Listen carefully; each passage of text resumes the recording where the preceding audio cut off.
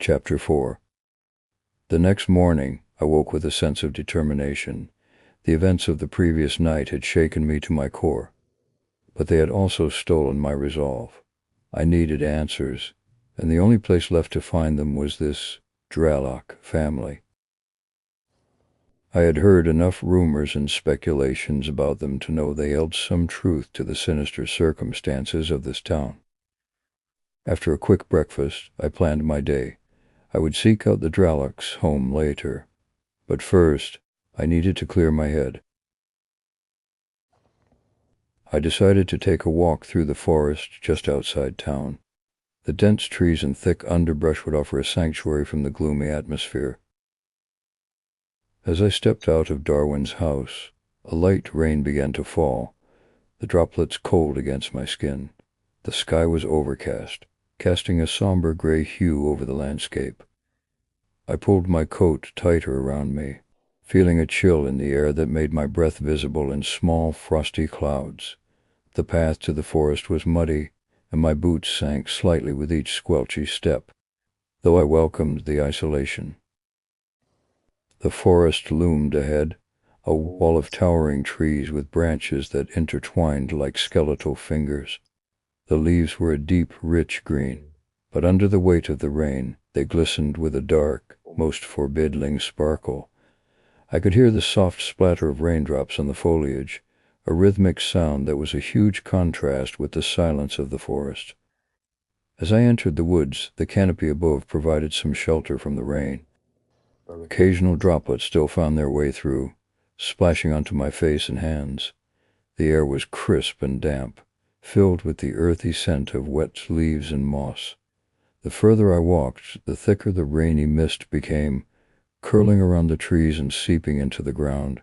I continued deeper into the woods, the path becoming less defined, more of a narrow trail carved by time and the footsteps of countless wanderers of the past.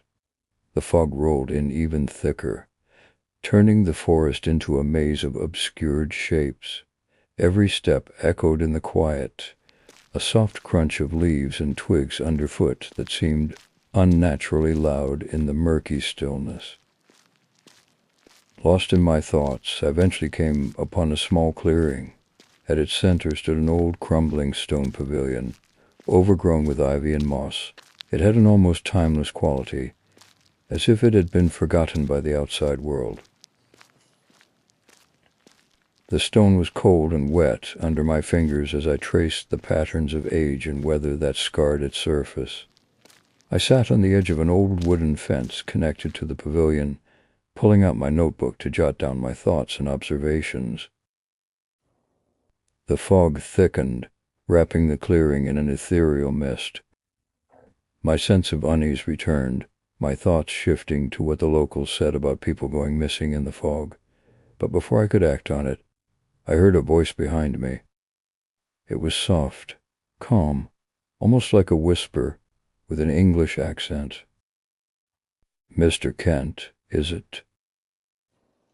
I turned quickly, my heart racing. Standing at the edge of the clearing stood a young boy, perhaps late teens. He seemed to be dressed in clothes that looked decades too old for someone his age. A dark coat hanging loosely from his thin frame, a buttoned waistcoat beneath it, and a worn peaked cap pulled low over his head. Even from a distance I could see how frail he was. He was sickeningly malnourished, like he hadn't eaten in weeks, the fabric of his coat hanging from his shoulders, as though it had been made for someone else. Even from where I stood, I could see how drawn his face was. His cheeks had fallen inward, so sharply that his cheekbones pushed out beneath the abnormally pale skin, giving his face a narrow, hollowed look, as though there was hardly anything beneath it. But what caught my attention most were his eyes. I couldn't make out their details from that distance, yet I could clearly see how strangely wide they were. They were fixed directly on me, never blinking once. It was something reminiscent of staring into the eyes of a doll. "Yeah, that's me. Who are you?" I managed to ask, trying to keep my composure despite the unsettling presence of this stranger in the fog. "I am Edward Dralak," he replied, his voice carrying a serene, almost hypnotic quality. My heart skipped a beat. This was one of them. The very family shrouded in so much mystery and fear among the locals. "Oh my, it's great to finally meet one of you. I've heard so much about you from the locals," I started, still in disbelief of who stood before me. "Is that so?" The boy's tone was cold, almost indifferent. "Yeah, they seem to be scared of you, of your family." He looked down at the ground with a narrowed look. "Pay little mind to what the locals might say about us, Mr. Kent," he said calmly. "People in quiet places like this have a habit of letting their imaginations wander. Idle lives breed idle stories, and my family has simply become one of their favorites." "Oh, really? Why would they do that?" The boy shrugged slightly, his movements slow and measured. "People fear what they cannot understand. It's easier for them to fabricate tales than to seek the truth." As we spoke, I couldn't help but notice a few crows circling above us. The boy, to be exact. Their dark shapes barely visible through the fog. The sight sent a shiver through me, an unspoken omen of death. I forced myself to focus on the boy, studying his demeanor. He spoke with an air of sophistication, his words chosen carefully and delivered with a gentle, respectful tone.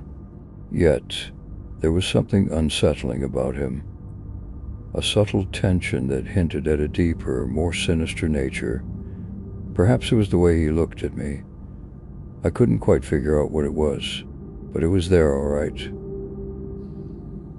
"I was sent here to look into the disappearances," I told him.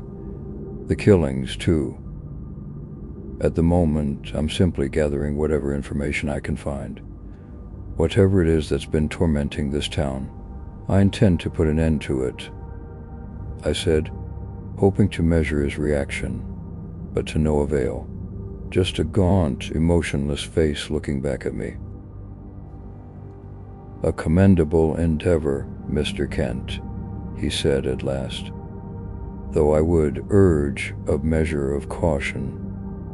There are certain things in this strange world that do not reward being pursued too closely. Men who spend too long peering into the darker corners of it sometimes find themselves changed by what they discover." His words drifted through the fog like smoke, his eyes focused and unblinking the whole time. A chill ran down my spine, colder than the damp air around us.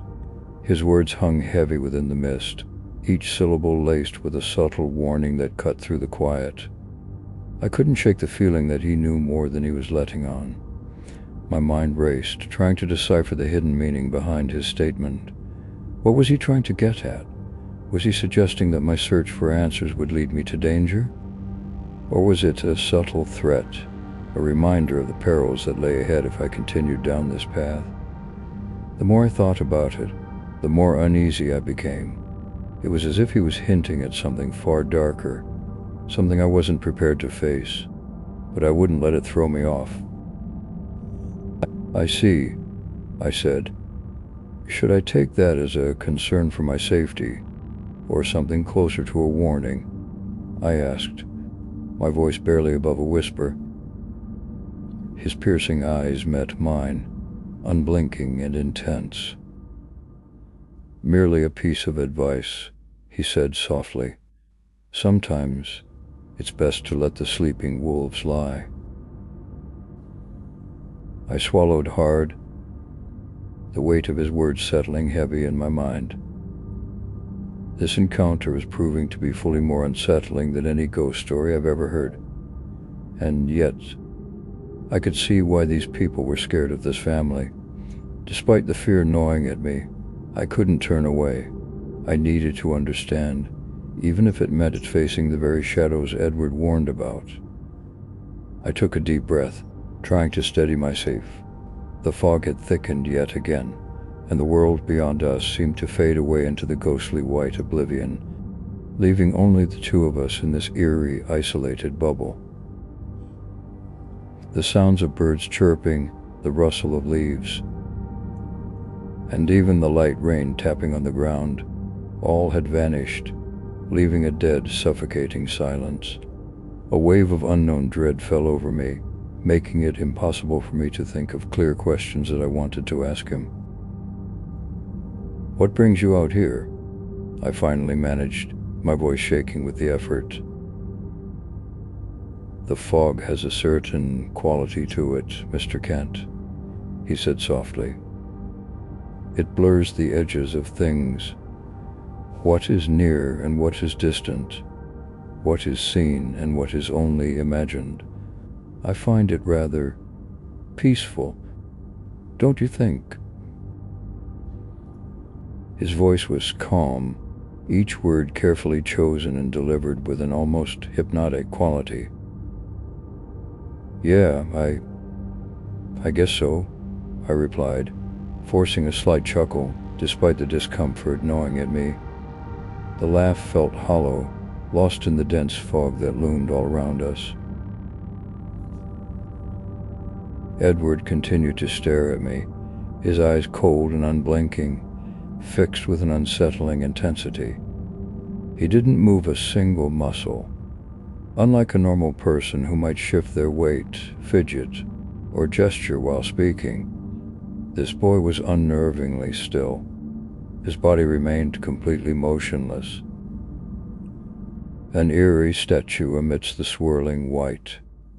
The sheer stillness of his form, devoid of the usual human fidgeting, only amplified the unusual aura that clung to him. His unwavering gaze made my skin crawl, the silence stretching between us becoming most unbearable. It was as if he were not entirely human, his presence exuding an uncanny calm that only deepened my unease. It felt like I was talking to a robot. Just then, a sudden gust of wind picked up, blowing in my direction. It was as if the world had decided to amplify this already unsettling experience. I noticed Edward's whole demeanor change almost immediately. His eyes widened, and he seemed to sniff the air with an intensity that made me uneasy. The crows above began to screech, their harsh cries echoing through the trees. But the boy's reaction was more alarming. He inhaled deeply, like a starving wolf catching the scent of a long-awaited meal. His eyes locked onto me with a desperation that sent a wave of fear through me. I could swear his eyes began to change, just for a second, no more than a heartbeat. The darkness in his eyes seemed to deepen unnaturally, the pupils swallowing the color around them until they looked almost pitch black. He quickly hid his face within his coat. "Edward, are you all right?" I asked, my voice shaky with concern. For a moment, he didn't answer.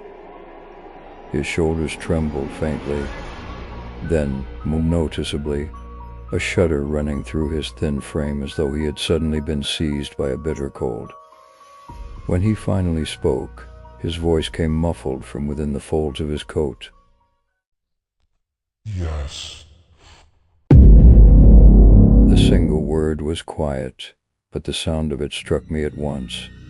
It was deeper than before, noticeably so, lower in a way that hadn't been there a moment ago, as if some heavier tone beneath his voice had slipped through unnoticed. I took a step back, my concern growing. The wind picked up again, swirling around us with a relentless force. I looked up at the white sky, wondering where this sudden gale had come from. As I did, a realization struck me. sending a cold sensation through my body. "Wait, how did you know I started to ask, my voice trailing off as I turned back to Edward, but before I could finish, he was gone, vanished, leaving me alone with the howling wind and the eerie silence that followed. I stood there, my heart pounding. The crows were now gone too, questions swirling in my mind. I started to once again question my own sanity. Did I imagine this whole thing? My thoughts went back to Darwin telling me of how the fog can make people see things sometimes. But this was real. It had to be. I retraced my steps back to Darwin's house, the fog thickening around me, each step echoing eerily in the dense silence. The old wooden fence appeared like a ghostly outline through the mist, guiding me back. Darwin's house loomed ahead, a beacon of warmth and familiarity in the gloom. I quickened my pace, eager to find some semblance of normalcy. Inside the house was quiet. I grabbed the keys to my car and stepped outside again, the air cold and damp against my skin. My car was parked under the drooping branches of an ancient oak tree, its dark silhouette barely visible through the fog. I slipped into the driver's seat, the leather cold and unwelcoming. As I started the engine, the headlights pierced through the haze, revealing a narrow path ahead. I pulled out the piece of paper Darwin had given me, the address to the Drylock estate, scrolled in his careful handwriting. I took a deep breath and set off, the tires crunching softly on the gravel road. The drive felt surreal, the fog turning the world into a dreamscape where shadows seemed to move and the trees loomed like slender giants. The address led me down a paved road. The houses became less frequent as I drove on, their darkened windows receding into the mist until there were none at all. The road gradually turned into a narrow dirt path, its uneven surface jolting the car as I ventured further away from civilization. The fog coiled around the trees like ghostly serpents, and the air grew colder, carrying a damp, earthy scent that seeped into the car. As I continued, the path lured me deeper into the woods, winding up a large hill that seemed to rise out of the mist itself. The further I went, the more oppressive the atmosphere became. The trees loomed over me, their branches intertwining, blocking out what little light managed to pierce through the dense fog. Shadows danced at the edges of my vision, and I could almost hear whispers carried by the wind. The sense of isolation grew with each passing moment, and the fear I'd felt earlier began to resurface, gnawing at the edges of my mind. My heart began to pound in my chest, each beat echoing in the eerie silence. Anxiety clawed at me, a primal instinct warning me that I was venturing into dangerous, unknown territory. As I reached the top of the hill, the path straightened and led me down a long row of ancient oak trees. Their gnarled trunks stood like silent watchers, and their twisted branches formed an archway that seemed to beckon me. The fog lingered between the trees, creating an almost impenetrable, murky gray, and the silence was so profound, it felt as if the world itself was trying to hold its breath. Emerging from the tunnel of trees, I finally saw it. It stood at the end of the path, a grand and imposing structure that seemed to rise out of the mist. The mansion was built of dark stone, its walls covered in creeping ivy that added to its air of antiquity. Tall, narrow windows punctuated the facade, their glass panes reflecting the pale, ghostly light that filtered through the fog. The mansion's roof was steepened, with chimneys that jutted into the sky like skeletal fingers. The front door was large and ornate, flanked by weathered stone columns that spoke of a bygone era. The entire structure exuded an aura of decay and timelessness, as if it had been standing there for many centuries, untouched by the passage of time. I parked the car and stepped out, the cold air biting through my clothes. The fog swirled around me, and the mansion loomed overhead, its shadowy form a testament to its mysterious aura. My anxiety spiked as I approached the entrance, my heart thumping faster in my chest. Each step felt like a journey into the unknown, and the weight of unseen eyes pressed heavily upon me. As I started walking up to the door, my anxiety heightened with each step. My heart was already racing, but it almost pounded out of my chest when I heard the sudden, piercing screech of crows. A sound echoed through the silence, sharp and jarring, cutting through the fog like a knife. I looked up, my breath hitching, and saw them. Crows, dozens of them, perched on the branches of the distant trees surrounding the property. Their black feathers were stark against the ghostly white mist, and their beady eyes glinted with a sinister intelligence. Each bird sat unnervingly still, all of them staring directly at me with an unsettling intensity. Their gaze felt like 1,000 needles piercing my skin, and a cold shiver ran down my spine. The crows seemed to be watching my every move, their dark presence amplifying the already unsettling atmosphere. The air grew colder, the weight of their collective stare almost tangible. The sense of unease deepened, every fiber of my being screaming at me to turn back, but I forced it aside, driven by a need for answers. I turned back to the door, forcing myself to stay calm. I knocked 3 times, the sound echoing ominously. As I waited, the quiet seemed to press in around me, the fog closing off the world beyond the mansion's grounds. The seconds dragged on, and just as I lifted my hand to knock again, the door began to creak open.